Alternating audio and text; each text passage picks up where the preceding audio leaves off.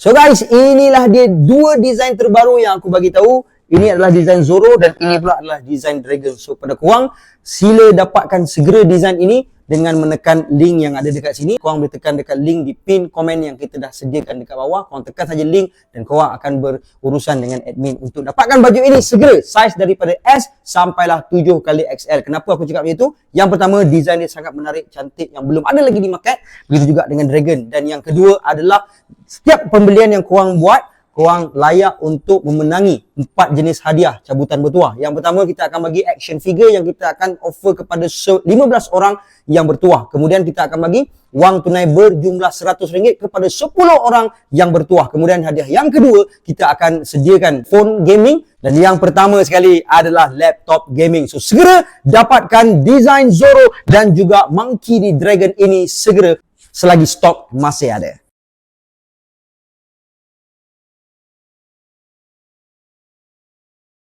Jinbe, Chopper dan Luffy yang sedang membawa Bonnie di atas bahunya sedang berhadapan dengan ejen CP0 sambil pengkaji di sana mengatakan bahawa ada penceroboh dalam pulau mereka dan mengapa Cyber Paul membuat kekacauan di sini. Chopper kemudiannya sangatlah ketakutan apabila melihat Rob Lucci berada di hadapan mereka sehingga Chopper mengalirkan air matanya. Jinbe pula tertanya-tanya, adakah benar CP0 ingin mendapatkan Vegapunk, manakala si Luffy telah pun bertanya kepada Lucci, mengapakah kau berada di sini? Lucci dengan selamba je jawab yang ini adalah pulau The World Government sambil burung merpati di bahunya itu berkuku membenarkan kata-kata Lucci itu. Lepas tu barulah si bakal Sencho ini sedar yang betul lah apa yang dikatakan oleh Lucci itu. Sepatutnya kehadiran Lanun seperti mereka di pulau itulah yang menjadi satu hal yang pelik.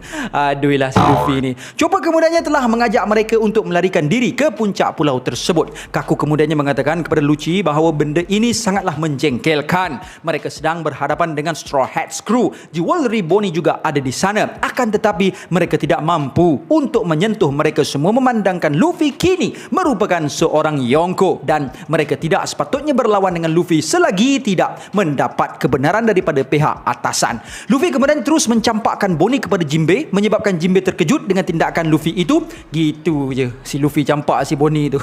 Pada panel yang seterusnya pula, Stussy telah membenarkan kata-kata dari Kaku itu dengan menambahkan lagi bahawa memandangkan mereka semua adalah pengikut seorang Yonko, satu perbalahan kecil pun mampu untuk mencetuskan sebuah peperangan yang sangat besar dan Stussy juga mengarahkan ejen yang berada di sana untuk segera melaporkan hal ini kepada Marine. Luffy kemudian sangatlah terkejut melihatkan keadaan Atlas yang telah pun terbaring dan mengalami kerosakan yang teruk. Luffy kemudiannya mengatakan bahawa ini adalah satu perkara yang teruk dan perempuan ini adalah perempuan yang mereka jumpa tadi. Pada panel yang seterusnya, Lucci mengatakan bahawa dia sedar yang berlawan dengan Straw Hats bukanlah satu idea yang bagus, akan tetapi panel kemudiannya menunjukkan Luffy yang mengarahkan Chopper untuk segera merawat Atlas. Chopper menerima tugasan tersebut sambil mengatakan bahawa tugasan ini menurut Chopper lebih sesuai untuk diuruskan oleh Franky dan bukanlah dirinya. Lucci kemudiannya telah menyuruh Luffy untuk diam kerana ini adalah isu dalaman kerajaan. Luffy kemudiannya dengan bengis telah mengherdik Lucci dan mengatakan bahawa perempuan ini telah pun memberikan makanan kepada kami. Kau tahu tak? Panel kemudiannya telah beralih semula ke arah Egghead Island yang menunjukkan zoom out panel bagi pulau tersebut sambil CP0 mengarah Lucci untuk bersabar.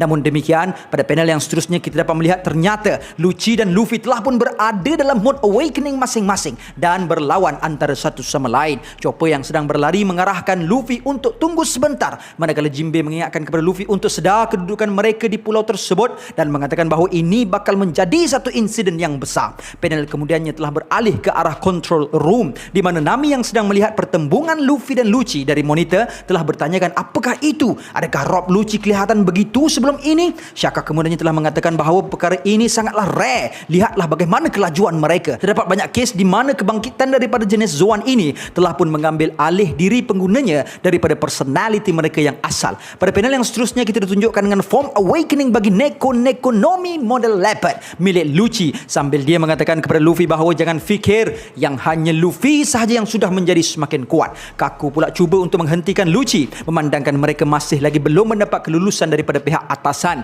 Pada panel yang seterusnya, Vegapunk yang asli telah pun muncul di dalam control room sambil bertanyakan kepada Shaka, adakah The White Warrior telah pun muncul? Franky yang melihatkan Vegapunk berada di sana tersangat-sangatlah teruja sehingga matanya menjadi bentuk cinta memandangkan baru sahaja sebentar tadi Vegapunk berada di bawah. Vegapunk kemudian telah bertanyakan kepada Nami apakah gelaran bagi transformasi Luffy ini. Nami sendiri menjawab bahawa mereka pun tak tahu tentang perkara tersebut dan bertanyakan semula bukankah itu kuasa daripada Gomu Gomu no Mi. Kemudian kita ditunjukkan oleh Oda dengan satu double page yang mana Vegapunk mendedahkan kepada kita sekali lagi tentang Hito Hito no Mi model Nika. Vegapunk telah memberitahu kepada Nami bahawa tidak pernah ada langsung rekod nama Gomu Gomu no Mi yang tertulis dalam ensiklopedia Devil Fruit yang lama, menyebabkan Nami sangat terkejut dan bertanya, apa benda semua ini? Usopp kemudiannya mengatakan bahawa sekalipun Vegapunk menyatakan sedemikian, namun Luffy sendiri yang memanggil buah tersebut sebagai Gomu Gomu no Mi. Kemudian Vegapunk dengan terujanya memuji keindahan bagi form baharu Luffy itu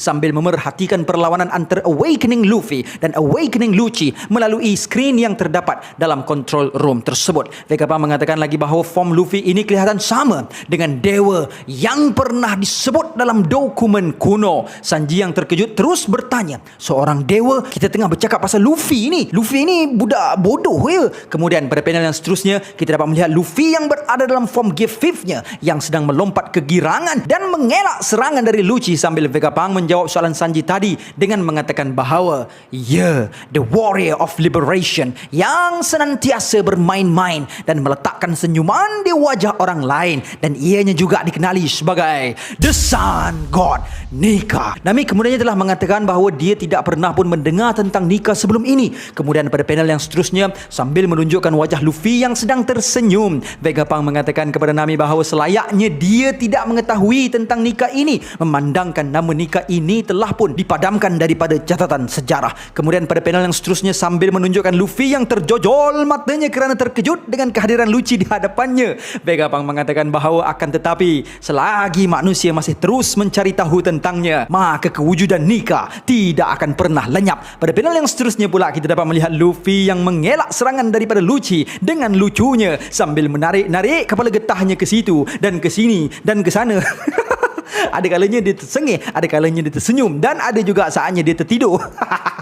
Sambil mengelak serangan daripada si lucu-luci itu. Dah macam kartun Tom and Jerry dah scene macam ni kan. Sambil Vegapunk mengatakan bahawa nafsu keinginan bagi semua benda terlahir di dunia ini. Sebagai contoh pada panel yang seterusnya sambil menunjukkan wajah Nami yang kebingungan, Vegapunk mengatakan bahawa Devil Fruit juga mempunyai konsep yang sama. Dan pada double page yang seterusnya pula kita dapat melihat sambungan bagi penjelasan Vegapunk yang mengatakan bahawa buah iblis adalah potensi bagi evolusi manusia yang diinginkan oleh sifat manusia. Kan bagus kalau aku macam ini, kan bagus kalau aku macam itu. Maka kuasa buah iblis ini mewakili kehendak masa hadapan manusia itu. Pada panel yang seterusnya kita ditunjukkan dengan panel Lucci yang masih lagi cuba untuk menyerang Luffy. Kemudian sambil menunjukkan wajah Robin yang penuh persoalan, Vegapunk menyambung lagi kata-katanya dengan mengatakan bahawa kemampuan luar biasa ini dibenci oleh lautan yang merupakan the mother of all nature. Kemudian Oda memayungkan kepada kita satu panel yang menunjukkan Luffy Nika dan Lucci Awakening yang sedang melagakan tumbukan mereka sambil terpercik haki daripada tumbukan mereka. Kemudian panel menunjukkan pengkaji-pengkaji yang tercengang-bangang sambil Vegapunk menyambung lagi penjelasannya dengan mengatakan bahawa disebabkan oleh itulah mereka dibebankan dengan air laut sebagai kelemahan mereka. Kemudian panel menunjukkan Luffy dan Lucci yang masih lagi berlaga tumbukan dalam keadaan Luffy yang tersenyum manakala Lucci pula kegeraman. Kemudian panel menunjukkan Vegapunk yang mengatakan bahawa pengguna-pengguna buah iblis ini hidup di dalam satu skala yang berbeza yang mana sering dihajati dan dibayangkan oleh manusia. Sambil panel menunjukkan Luffy yang sedang tersenyum riang. Kemudiannya panel menunjukkan Luffy dan Lucci yang telah pun terpelanting ke belakang dek kerana kuatnya kesan tumbukan mereka berdua sambil Vegapunk mengatakan bahawa ini adalah teori aku. Tidak perlu untuk kita fikirkan tentang ianya dewa ataupun bukan. Bukankah dunia ini sangat menarik? Kemudian kita ditunjukkan dengan panel wajah Sanji, Franky, Usopp yang sangat-sangat terkejut. Pada panel yang seterusnya kita dapat melihat Sentomaru yang memerhatikan Luffy yang tergelak sambil berterbangan. Sentomaru yang merupakan Kapten Unit Science Marine Headquarters mengatakan bahawa hari ini sepatutnya adalah hari cutinya dan bertanya kepada Vegapunk apa yang patut dia lakukan. Kemudian panel yang seterusnya menunjukkan S-Shark, S-Snake dan S-Hawk yang sedang berdiri di hadapan Sentomaru sambil Vegapunk menjelaskan kepadanya bahawa kini CP0 sedang memburu Vegapunk. Vegapunk juga meminta maaf kerana tidak memaklumkan perkara tersebut lebih awal kepada Sentomaru. Sentomaru kemudiannya mengatakan bahawa bukankah tindakan ini juga menjadikannya sebagai seorang penjenayah. Vegapunk membenarkan kata-kata Sentomaru itu dan mengatakan bahawa dia sepatutnya meminta pendapat daripada Sentomaru terlebih dahulu. Sentomaru kemudiannya mengatakan bahawa CP0 adalah pakatan mereka, manakala Lanun adalah musuh mereka. Adakah dia sepatutnya mengarahkan Seraphim untuk memihak kepada CP0? Kemudian sambil panel menunjukkan wajah-wajah Seraphim, Vegapunk telah pun berkata kepada Sentomaru bahawa Vegapunk lah yang telah mengambil Sentomaru pada saat dia tidak mempunyai makanan langsung. Lalu bertanyakan apakah keputusan yang ingin dilakukan oleh Sentomaru. Sentomaru kemudian dalam keadaan yang serba salah mengatakan bahawa Vegapunk telah meletakkannya dalam keadaan yang begitu sulit.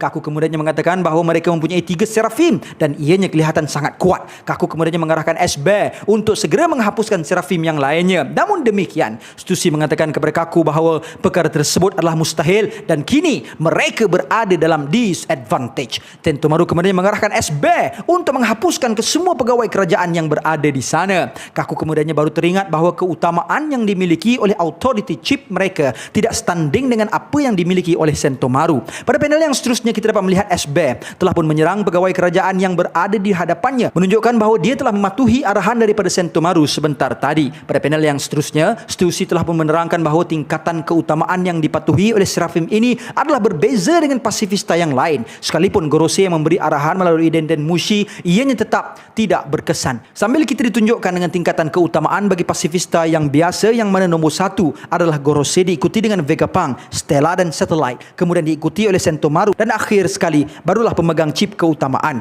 Kaku kemudiannya mengatakan bahawa sekarang ini kalau difikirkan balik, ianya akan menjadi satu kerugian sekiranya mereka menghapuskan Seraphim. Tak guna betul. Luffy, kenapa kau tak fikir pasal semua ni? Pada panel yang seterusnya kita dapat melihat satu gerakan baru daripada Luffy, iaitu gerakan Gomu Gomu no Mogura Pistol, yang merupakan satu tumbukan yang telah menembusi tanah lalu menukarkan tanah tersebut menjadi getah sehingga tumbukan Luffy itu telah menghinggap ke tubuh Lucci, menyebabkan darah terpercik keluar daripada mulut Lucci. Sentomaru kemudian telah mengarahkan Seraphim S-Snake untuk membimbing Straw Hat Spider ke kubah hadapan dengan menggunakan vacuum rocket, manakala S-Shark dan S-Hawk diarahkan untuk menghalang CP0. Jinbe yang kebingungan telah bertanyakan kepada Chopper adakah matanya sedang menipu dirinya. Chopper kemudiannya bertanyakan adakah Jinbe juga perasan perkara yang sama. Chopper fikir yang Seraphim itu kelihatan sama seperti Jinbe. Jinbe kemudiannya mengatakan bahawa mereka yang berkulit perang ini nampak sama dengan bekas-bekas Shichibukai. Jinbe tak sangka yang Vegapunk akan mengklonkan mereka. Pada panel yang seterusnya, Luffy telah pun menegur Sentomaru dengan memanggilnya sebagai budak kapak. Sentomaru kemudian mengatakan kepada Luffy untuk tidak memanggil dirinya dengan nama senjatanya,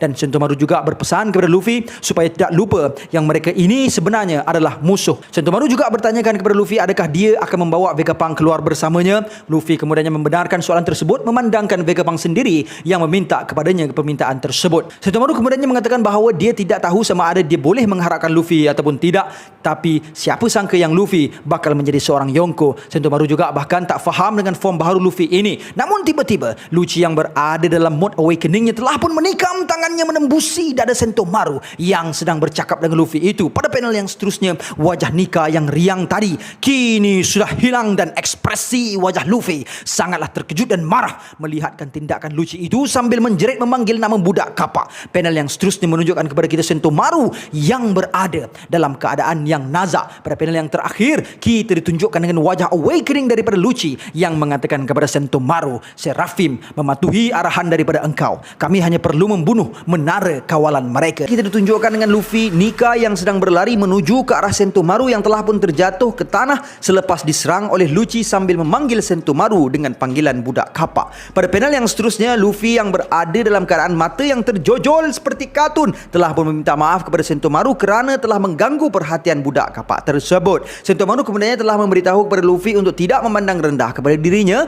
dan pada panel yang seterusnya pula kita dapat melihat Sentomaru yang sebenarnya berjaya untuk meramal serangan daripada Lucci dan telah pun menahan serangan tersebut dengan kemampuan hakinya. Namun dia sepatutnya menahan serangan tersebut dengan lebih baik. Lucci kemudian telah memuji ketahanan milik Sentomaru dan mengarahkan supaya Sentomaru segera pengsan dek kerana selagi seseorang yang mempunyai keutamaan kerajaan tingkatan seperti Sentomaru masih lagi sadar, maka CP0 tidak akan dapat mengawal Seraphim sambil Lucci bersedia untuk menyerang Sentomaru buat kali keduanya. Sentomaru yang sedang terbaring menghalakan tangannya ke hadapan untuk menahan serangan tersebut. Namun demikian, Luffy dengan lebih pantas dan tangkasnya telah pun menghulurkan kakinya yang bersalut haki betul-betul di hadapan wajah Lucci sambil melaungkan kalimah Gomu Gomu no. Dan panel yang seterusnya pula kita dapat melihat Luffy yang telah pun memutarkan badannya lantas melepaskan serangan yang bernama Gomu Gomu no Dawn Whip sambil tertawa dengan riangnya. Pada panel yang seterusnya menyebabkan Lucci telah pun terbang nun jauh ke belakang. Pada panel yang seterusnya pula kita ditunjukkan dengan ejen CP0 yang terkejut dan terus memanggil nama Lucci, manakala si Luffy pula tidak mampu untuk berhenti daripada berpusing. Chopper kemudian telah mengarahkan Luffy untuk segera mengikuti mereka ke tempat di mana Vegapunk berada sekiranya mereka mahu untuk menyelamatkan Atlas. Namun Luffy memberitahu kepada Chopper bahawa dia tidak dapat berhenti dan pusingannya ini terlalu banyak menyebabkan pada panel yang seterusnya Chopper sangatlah terkejut sambil terjojol biji mata dia apabila dia melihat Luffy telah pun menggerudi diri dia sendiri ke dalam tanah akibat daripada kesan putarannya yang tidak mampu berhenti itu. Pada panel yang seterusnya pula pengkaji Egghead Island mengatakan bahawa mereka perlu untuk mendapatkan perlindungan di dalam kilang. Kemudian panel telah beralih ke arah Seraphim S-Hawk, iaitu Seraphim Mihawk yang sedang menyerang ke semua ejen CP0 yang lain. Seraphim S-Shark iaitu Seraphim Jinbe juga telah menggunakan kemampuan buah iblis Swim no Mi-nya untuk menyerang ejen kerajaan yang berada di sana. Pada panel yang seterusnya pula, Kaku mengatakan bahawa Seraphim itu tidak dapat dihentikan dan mereka tidak pilihan lain melainkan untuk menggunakan sedikit kekerasan ke atas Seraphim tersebut. Stussy pula berkata bahawa sekalipun sebagai budak-budak, masa hadapan mereka bakal menjadi sangatlah teruk. Panel kemudiannya beralih ke arah level face yang mana Franky sedang menangis teresak-esak sambil melihat Seraphim Jinbe menggunakan kemampuan buah iblis Swim no Mi milik Senior Pink daripada Don Quixote family, yang mana Franky telah menganggap Senior Pink sebagai blood brother-nya sendiri kerana menurut Franky dalam dunia ini tiada buah iblis yang mempunyai kemampuan yang sama dan dia tidak mahu mendengar bahawa Senior Pink sudah pun mati. Vegapunk kemudian telah pun bertanyakan kepada Franky adakah dia sedar akan perkara tersebut dan memberitahu Franky bahawa si dia yang dikatakan oleh Franky itu kini merupakan seorang tahanan di Impel Down. Franky kemudiannya sangatlah terkejut dan bertanyakan adakah itu bermaksud yang Vegapunk telah pun mencipta semula buah iblis yang sama. Vegapunk menjawab soalan Franky tersebut dengan mengatakan bahawa apabila ianya melibatkan artificial devil fruits, hanya buah iblis dan keluarga Zoan sahaja yang mampu untuk dikilangkan seperti mana buah iblis Smile Caesar yang melampau itu. Nami kemudiannya bersetuju dengan statement daripada Vegapunk dan mengatakan bahawa Caesar itu lebih baik mati lagi bagus. Vegapunk menyambung lagi penerangannya dengan mengatakan sekiranya dia mempunyai dana yang besar dan juga masa yang banyak, maka dia juga mampu untuk menghasilkan semula buah iblis Zoan yang special yang merujuk kepada buah iblis mythical Zoan seperti mana gambar yang ditunjukkan di belakang Vegapunk yang merupakan buah iblis mythical Zoan milik Kaido dan juga Yamato. Namun demikian, Vegapunk tidak pasti sama ada buah iblis mythical Zoan tiruannya itu bakal dapat untuk dibangkitkan kemampuannya ataupun tidak. Pada panel yang seterusnya pula, sambil menunjukkan wajah Franky yang terkejut, Vegapunk mengatakan bahawa bagi buah iblis dalam keluarga Logia pula, dia telah pun mencuba segala yang dia mampu untuk menghasilkannya, namun ianya sangatlah sukar untuk dilakukan. Pada panel yang seterusnya pula, Vegapunk menambahkan lagi bahawa akan tetapi untuk kes Paramecia pula, Vegapunk mendapati bahawa sekiranya dia mampu untuk mendapatkan lineage factor penggunanya, maka kamu akan dapat menghasilkan satu jenis darah yang istimewa dan mengendalikannya yang akan membantu untuk mendapatkan kemampuan buah iblis pengguna tersebut, sambil menunjukkan ke arah skrin dan mengatakan bahawa itu adalah darah yang sedang mengalir dalam badan mereka. Pada panel yang seterusnya kita ditunjukkan dengan cecair yang terdapat pada lengan Seraphim Hancock yang menurut Vegapunk darah itu dipanggil olehnya sebagai darah hijau. Pada panel yang seterusnya kita dapat melihat wajah Franky yang terkejut beruk sambil berkata, engkau cipta darah tersebut. Kemudian pada panel yang seterusnya kita dapat melihat Seraphim Hancock yang sedang membuat simbol love dengan tangannya sambil melafazkan melo lantas menukarkan ejen CP0 yang berada di hadapannya menjadi batu. Pada panel yang seterusnya pula sambil menunjukkan Seraphim Kuma yang menghalakan telapak tangannya ke hadapan sambil melafazkan Ursus Shock. Vegapunk mengatakan bahawa dia mengiktiraf Seraphim sebagai puncak paling tinggi ilmu sains dalam sejarah lautan sambil menunjukkan kehancuran yang besar akibat daripada serangan Seraphim S-Bear itu. Pada panel yang seterusnya kita ditunjukkan dengan zoom in muka Vegapunk yang berkata bahawa dia menggelar Seraphim sebagai the strongest human. Kemudian Nami bertanyakan adakah disebabkan disebabkan oleh perkara tersebutlah si Cibukai telah pun dibubarkan. Manakala Frankie sangatlah teruja dan Usopp pula berada dalam keadaan yang ketakutan bertanyakan kepada Vegapunk apa benda yang telah Vegapunk ciptakan ini. Sanji pula mengatakan bahawa Seraphim ini adalah senjata kepada Marines dan Robin membenarkan kata-kata Sanji itu dan menambahkan bahawa ianya merupakan satu ancaman bagi mereka. Kemudian panel telah beralih ke arah Lucci yang cuba untuk bangun daripada serangan Luffy tadi, menyebabkan researcher yang menyaksikan perkara tersebut bertanya adakah Lucci masih lagi mampu untuk bangun. Kemudian pada panel yang seterusnya kita dapat melihat Lucci yang sedang membetulkan lehernya sambil dekat dinding belakang Lucci ada kesan stepek si Lucci itu macam dalam kartun.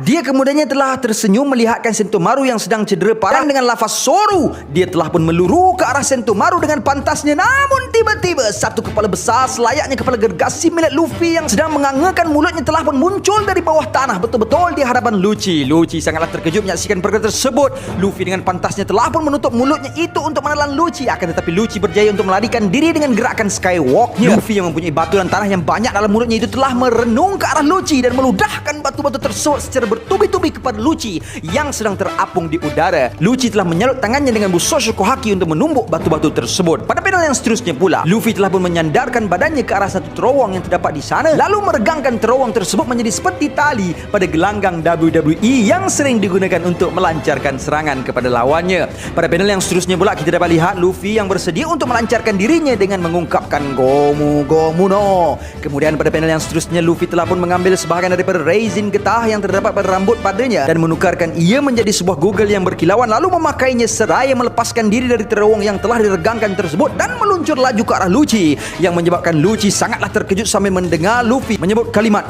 Dawn. Dan pada panel yang kemudiannya Luffy telah pun melemparkan satu tumbukan dengan menggunakan momentum yang terhasil daripada gerakannya tadi, sehingga tumbukan tersebut juga telah meregangkan tubuh Lucci ke belakang seperti mana yang pernah berlaku kepada Kaido sebelum ini. Dan tahulah kita bahawa nama penuh bagi serangan tersebut adalah Gomu Gomu no Don Rocketto yang telah mencederakan Lucci dengan parahnya sehingga terpercik darah dari mulut sang kucing besar itu.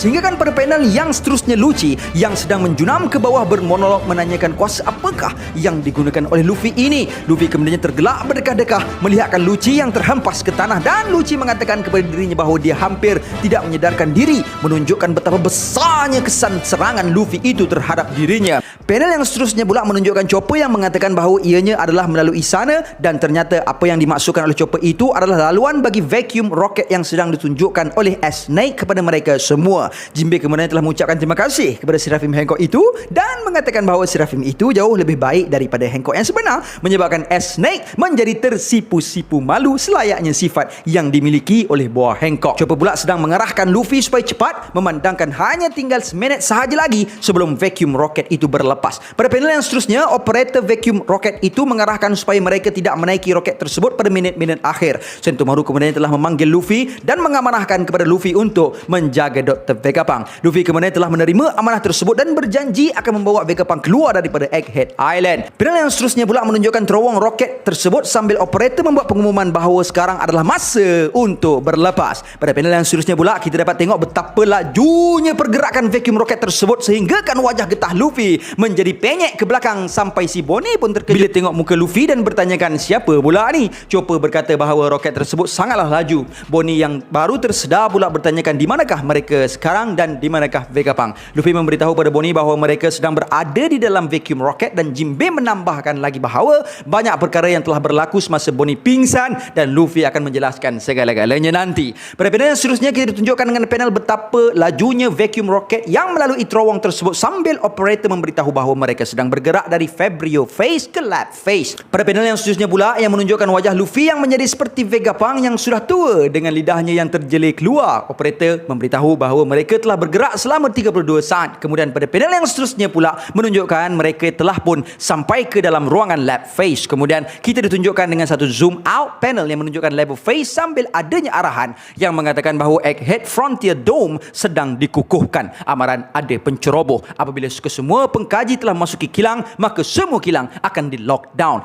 Panel kemudiannya telah beralih ke arah medan pertempuran CP0 sebentar tadi sambil Lucci mengatakan bahawa Sentomaru merupakan seorang yang terpuji memandangkan dia telah berjaya untuk memenuhi tanggungjawabnya sebagai bodyguard Vegapunk sambil Kaku dilihat sedang berdiri di atas badan Sentomaru.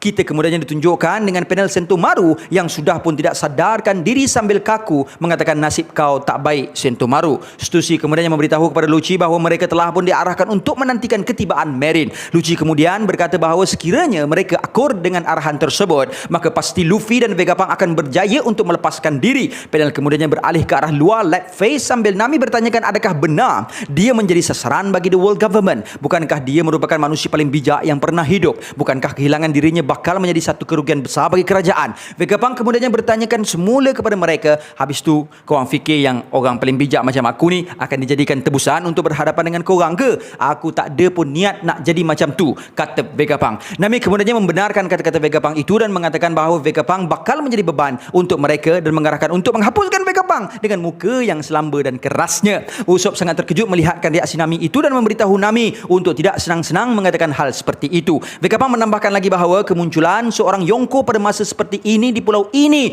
dianggap sebagai sebuah takdir oleh Vegapunk. Nami sangat terkejut mendengarkan kenyataan Vegapunk itu dan menganggap bahawa Vegapunk bakal menjadi sebuah beban yang besar bagi mereka. Usopp dan Franky pula sangat teruja dan mengalu-alukan kedatangan Vegapunk ke atas kapal mereka. Franky juga meminta agar Vegapunk melihat General Franky dan juga Sunny sepanjang berada di atas kapal mereka nanti. Sekiranya ada sebarang penambahbaikan yang boleh dilakukan. Sanji pula mengatakan kepada Vegapunk kalau benarlah apa yang dikatakan, maka buang gari yang berada di kaki mereka sekarang juga. Robin pula hanya tersenyum mendengarkan kata-kata Vegapunk itu. Panel kemudiannya beralih ke arah Luffy, Bonnie, Chopper, Jinbei dan Atlas yang mana Luffy sangatlah teruja melihatkan lab face manakala pengkaji yang berada di sana sedang cuba untuk merawat Atlas dan Jinbei menyerahkan Atlas kepada mereka. Chopper pula bertanyakan kepada Bonnie ke manakah Bonnie ingin pergi. Bonnie kemudiannya dengan tegas menjawab sekiranya Vegapunk enggan mengembalikan ayahnya kepada keadaan sedia kala, maka membunuh Vegapunk hanyalah satu-satunya pilihan yang dia ada. Chopper berkata bahawa itu hanyalah sekadar untuk melepaskan geram kau sahaja. Pada panel yang seterusnya pula kita dapat melihat CP0 yang telah pun berjaya untuk mengawal kesemua Seraphim di bawah arahan mereka dan Lucci mengarahkan kepada mereka semua untuk menghalang kesemua jalan keluar dari pulau tersebut. Mereka semua akur dengan arahan Lucci itu. Lucci mengatakan bahawa sekiranya termasuk dengan tubuh sebenar Vegapunk, maka semuanya ada 6. Bukan, nampak gayanya pertahanan mereka boleh tahan juga. Burung merpati yang berada di bahu Lucci telah berkuku membenarkan kata-kata dia. Lucci kemudian menegaskan bahawa dia tidak akan membenarkan satu jiwa pun untuk terlepas daripada pulau tersebut. Panel kemudiannya telah beralih ke arah segerombolan kapal Marine